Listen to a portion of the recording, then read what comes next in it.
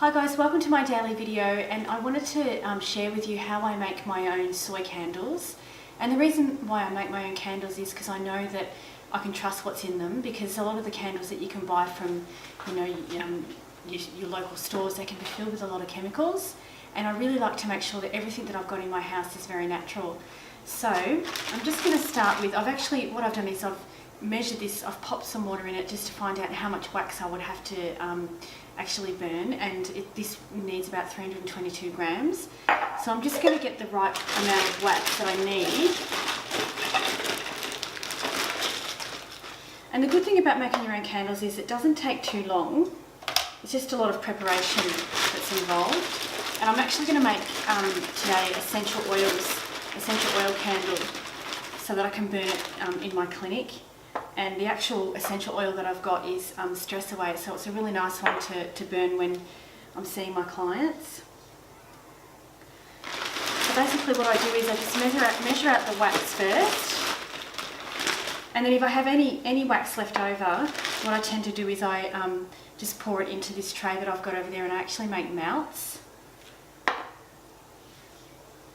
So what I'm going to do now is I've got my thermometer here, because there's a certain temperature that you need to melt the wax to. And this particular wax that I'm using is it's a soy wax, and you need to melt it to a maximum of about 80 degrees. So I put my thermometer in there, and then I just come over and I pop it into the boiling water that I've got prepared.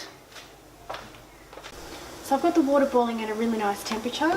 So I'm just going to pop the wax jar in. And then I'm going to I need to get my my little stirrer thing so that I can keep stirring the wax down. And so I'm just going to be waiting now until it melts to a really good point. And I like to do it between maybe 75 and 80 degrees. And it does take a little while because there is quite a bit of wax there. And so while the wax is starting to melt, and I'm going to keep an eye on it, I go over and I start to get my candle jar ready and pop the wick in. So I'm going to get ready to put the wick in a moment. So here's my candle jar, and it's actually just a little coffee jar. And I've just placed the wick in down the bottom, and I'm just going to apply some pressure just to make sure that it's really in place. Every candle jar that you use requires a different wick size. So when you're buying all your materials, you just got to be really mindful that you buy enough of the different sizes. So it's in there it's stuck in there, it's all good.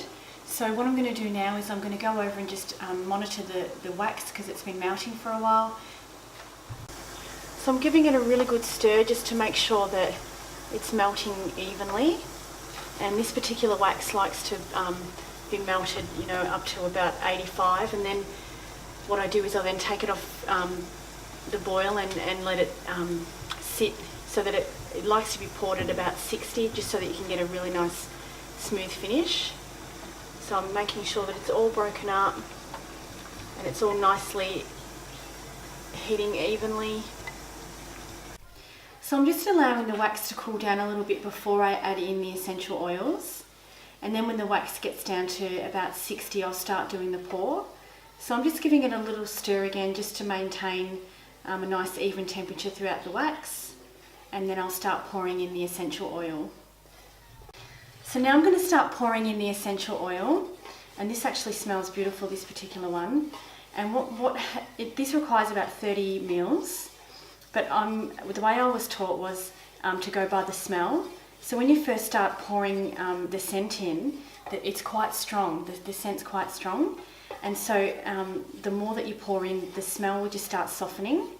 So I'll probably need another good 20 mils. It smells beautiful, this particular one, I love it. Okay, so we're nearly there. It needs a little bit more. And so now what I need to do is I need to check the temperature again. So I'm just going to keep stirring it just to make sure that, again, when the essential oil starts to diffuse in there, you want to make sure that it's a nice even smell. So I'm just going to pop the thermometer back in. Okay, and now we're ready to pour. So I've got the wax at a really good pouring temperature, and I've got a little ice cream stick on here just because that helps the wick stay in place. And you're not to move it too much around because otherwise you can end up with some potholes. But when you're pouring, it needs to be, you know, nice and slow and steady. So I like to take a little bit of a pause so then it sits a little bit.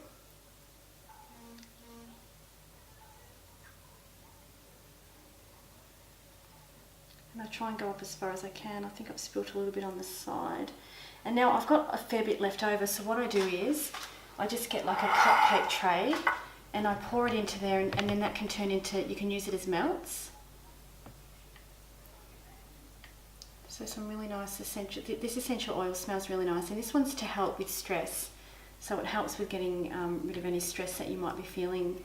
So now what I do is I can just sit and try not to move the candle too much, because you want the wax to set, and if you move it around you can end up with potholes, and so it probably takes, you know, a good couple of hours to dry, but you wouldn't start burning it for at least 48 hours just to make sure that the wax is completely dried all the way through.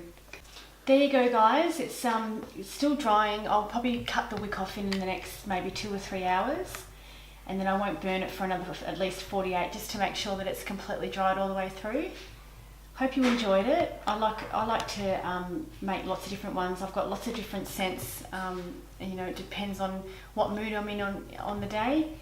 So thanks for watching, and if you have any questions, please shoot me a message and I'll be happy to answer them. Thanks for watching.